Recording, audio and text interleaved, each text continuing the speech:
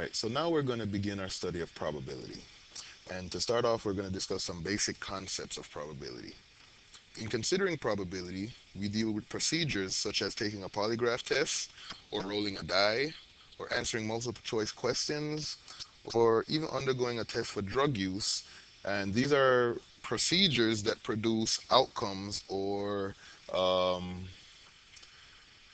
outcomes or observable things that you can observe and record. Okay, and let's talk about some definitions. The first definition is definition of an event. An event is any collection of results or outcomes of a procedure. Remember, in probability, we're always going to be talking about procedures, and these procedures are always going to produce outcomes. So this first definition is just relating those things together. An event is any collection of results or outcomes of a procedure. Now, there are different kinds of events. A simple event is an outcome or an event that cannot be further broken down into simpler components. All right, I'm going to see an example of that in a second. The sample space for a procedure or an experiment consists of all possible simple events. So if you take all the simple events and put them together as a set, you're going to be looking at the sample space of that experiment. A compound event is any event combining two or more simple events. So let's take a look at some examples. Our first procedure or experiment is the procedure or experiment of rolling a die. So first I want to identify what the sample space of this procedure is. And whenever we talk about sample space, it's a set and it's usually denoted by the capital letter S. So this is going to be the sample space for our procedure. And in order to identify the sample space, we're going to have to identify all the simple events. Well, when you roll a die, there are only a few things that can happen. When you roll a die has six faces. It's a cube, basically. And on each of these faces is a number. And when you roll the die, the only possible outcomes is that one of these numbers appears. So you either have the number 1, the number 2, the number 3, 4, 5, all the way up to the number 6 on a die. So basically, the events that you can observe when you roll a die are the outcomes that you can observe are a 1, a 2, a 3, a 4, a 5, or a 6. So those would be the simple events. You can't break that down into any simpler events. So if you roll one die, you only can observe one number. So the simple events for this experiment are the rolling of a 1 through 6. And if we put all those into a set, we can call that set the sample space of this experiment. Okay? Now, those are all the simple events. But remember, a compound event is any event that combines two or more simple events. So if we look down here and we want to talk about, for instance, for this experiment, if we want to talk about the event of rolling a odd number, for instance. If we roll the die and we want to know what would be the event of rolling an odd number, well, that would be a compound event consisting of either rolling a 3 or, oops, I forgot the first odd number. You could roll the first odd number would be rolling a 1, a 3, or a 5. So here we have this would be an event, rolling an odd number, and because it consists of three simple events, that's what makes this a compound event. So we have the entire sample space being this set, which is all the possible outcomes from this experiment, and a compound event from this experiment would be rolling an odd number, which is this set down here. All right.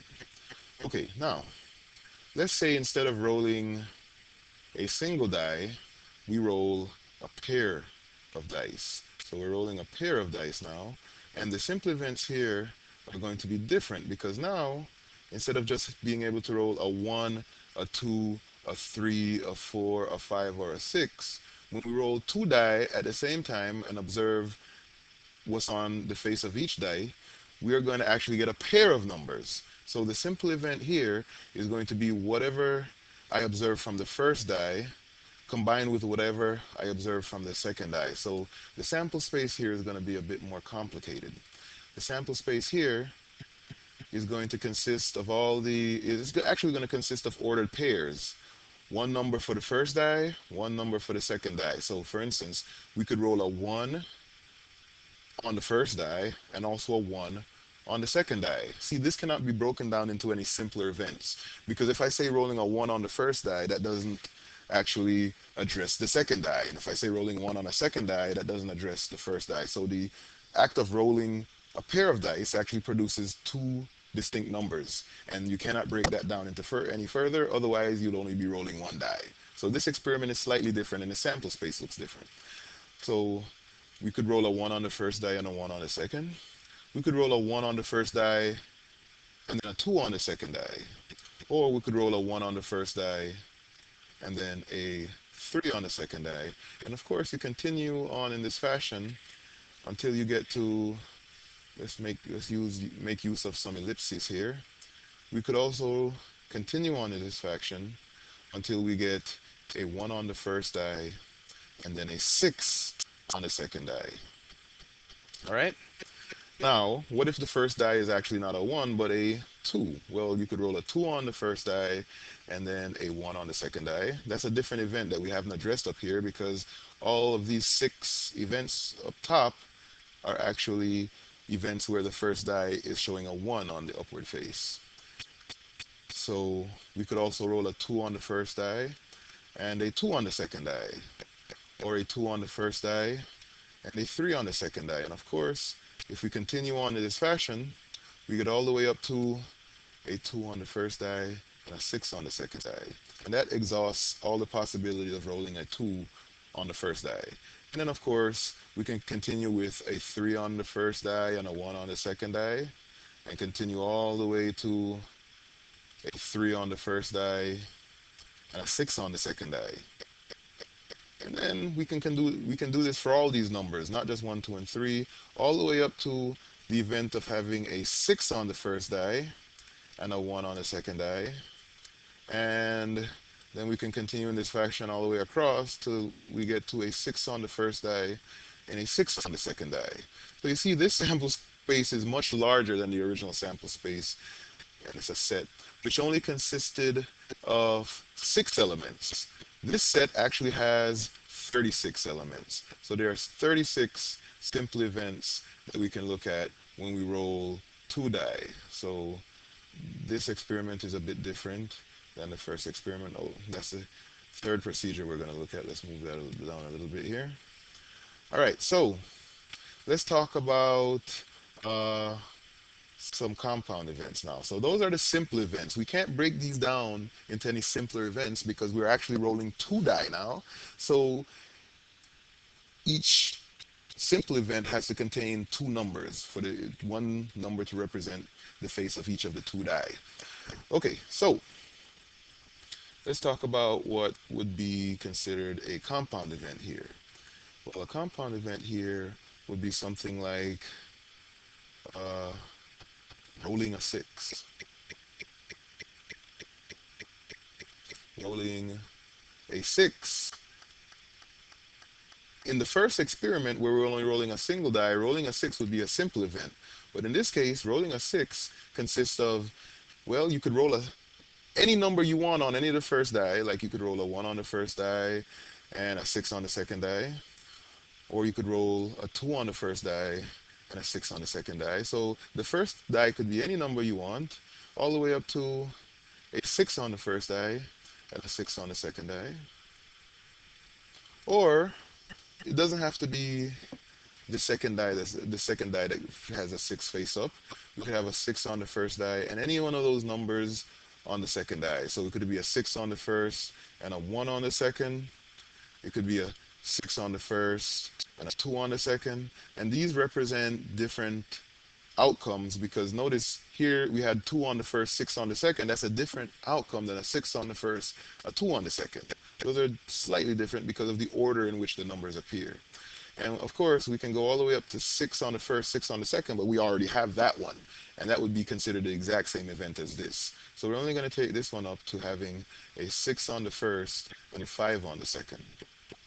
All right. And then, of course, there are all the events that have, well, I think that would be actually a complete list of all those events that have a 6, either on the first die or on the second die. So this would be considered a compound event. This isn't the entire sample space because these are only the rows that in which one of the die has a 6 face up.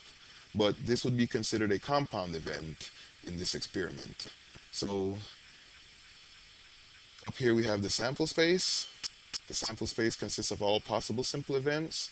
Down here we have a compound event, which is just any collection of simple events from the sample space. So anytime you take more than two elements of this big sample space, anytime you take two or more elements from the sample space, you have what's called a simple event. So let's look at another simple event. Another simple event uh, would be this. For instance, if I just say rolling a 1 and a 3, there are two ways of rolling a 1 and a 3, and that would be this compound event here. So this would be the event of rolling a 1 or and a 3. Notice I modified what I was about to say. If we call this event rolling a 1 or a 3, we'd have to include two other events. We could roll two ones, and then we could say we rolled a 1 or a 3, or we could roll two threes. Those events would have to be included in the compound event of rolling a 1 or a 3. All right, the last procedure that we want to look at is this one. The experiment in which we have uh, 3 births, and we're going to observe the gender of the children. Okay. Now, if we want to list the entire sample space here, well, we're going to have to look at all 3 of the births separately, and the order is going to matter. I'm going to let M, or actually I think our book doesn't use M and F for male and female. I believe our book uses B and G. Oh, nope. Our book does use M and F. So we're going to use M to represent the event that that particular child is a male or a boy, and we're going to use F to represent the event that the child is a female. Now, if we're only having one child, if we're only observing one birth, this would in fact be the sample space, M and F, because if you're looking at one child, the child is either male or female. But because we're looking at having 3 different children, the simple events are going to be different because we have to have 3 outcomes represented in each simple event. The gender of the first child, the gender of the second child, and the gender of the third child. So let's take a look at at the event of the first child being a male. Actually, let's do this by setting up a tree. We'll have the first child's gender, the second child's gender, and the third child's gender. Um, and we're going to set this up with a tree. So let's go down a little bit. And what we're going to do is we're going to look at the gender of each child separately and go along in a methodical way. And then we're going to just put them into this sample space. So let's have the first child, the second child, and the third child. All right, now let's say the first child is male. If the first child is male, then there are 2 possibilities for the second child. The second child could be male or female. So we have the first child being a male and the second child being a male also, and the first child being a male and the second child being a female. All right? Well, if the second child has one of these 2 genders, then the third child is either going to be male or female in each case also. So let's say we have a male for the first child, a male for the second child. We could also have a male for the third child, or we could have a female for the third child. So let's go through this top row here. We could have male, male, male. That would be 3 males in 3 births. So let's put that up here.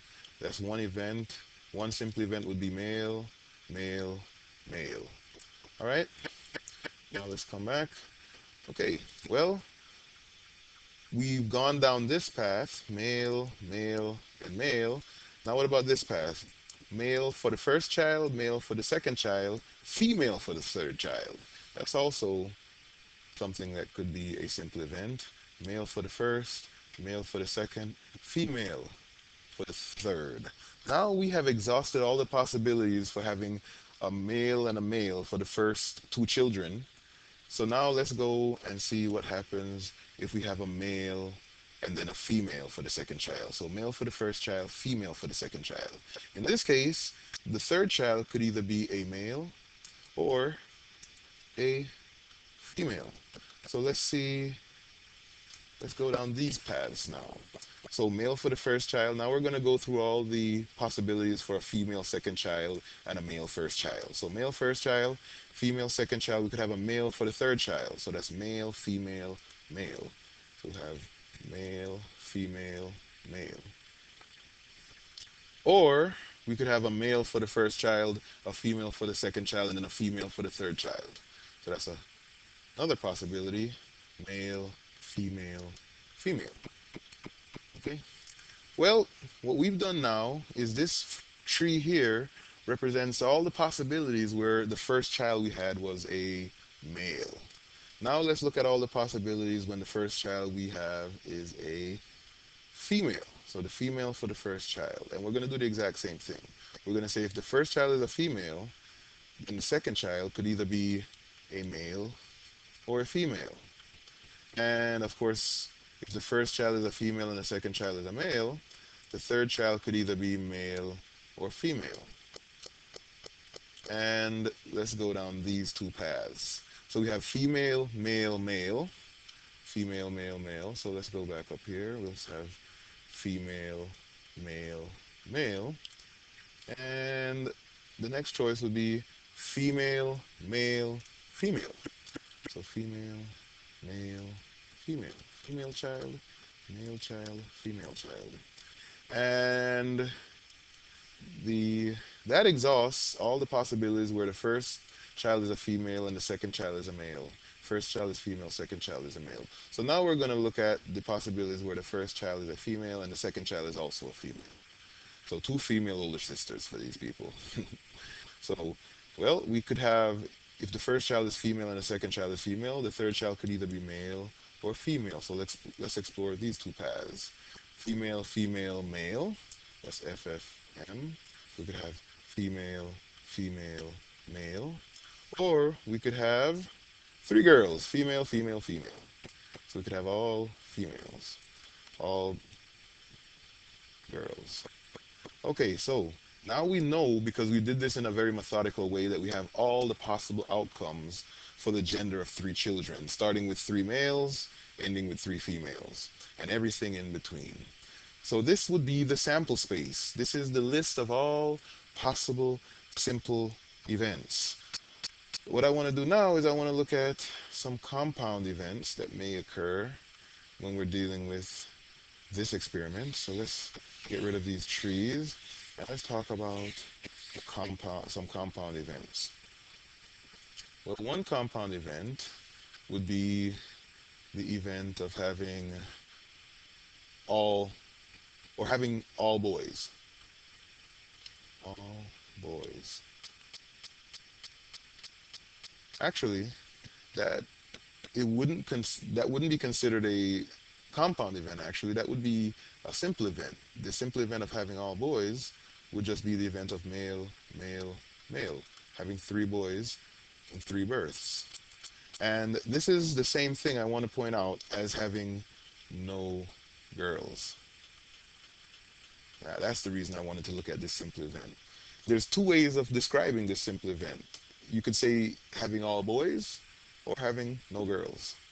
Now, what about the event of having one boy? Well, if you're having three births, there's two ways of saying you only have one boy. You could either say you have one boy, or you could say you have two girls. Let's take a look at all the simple events that have only one boy. Let me see. So here's a simple event that only has one boy, and here is a simple event that only has one boy. So you either have, and there's another one. It should be, shouldn't there? Male, female, female. Ah, here's one boy also. So we have the event of having a boy first and then two girls, or we could have a girl first, then have the boy, and then have the another girl, or we could have the two girls first, and then the last child would be the boy. So here is a compound event from this experiment. So hopefully with this video, you kind of have an understanding of what events are, simple events versus compound events, and what a sample space is.